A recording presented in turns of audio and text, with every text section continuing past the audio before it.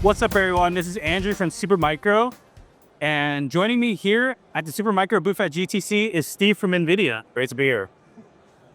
First question for you, Steve.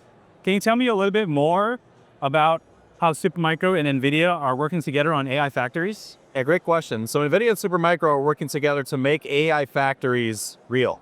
Here at NVIDIA, we have a lot of great technologies. We have our GPUs, our software, our networking capabilities, our storage capabilities, but all that needs to be put together and packaged up so a customer can actually deploy real AI factories. And NVIDIA and Supermicro are working very closely to make sure that these systems that go out to the customer can run real workloads for enterprises, for clouds, to be able to make AI factories a reality and manufacture intelligence at scale.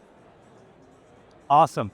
Now, can you tell me a little bit more about why AI factories are necessary going into the future? That's another good question. So the compute requirements for AI are only increasing. They're only increasing exponentially. So when we walk into this world of AI reasoning, we walk into this world of post-training, this world of agentic AI. If you've seen any of the different advancements around OpenClaw and EmoClaw, all this is going to fuel just massive amounts of compute requirements. And that's going to be the reason why AI factors are necessary to kind of really feed those compute resources into AI algorithms so you get the best, most accurate, lowest hallucination rates, better context in your answers. This is really why we need AI factories to kind of solve some of the major challenges and kind of fuel the compute needs of a lot of AI compute needs out there. Great. Thank you, Steve, so much for your time. Thank you.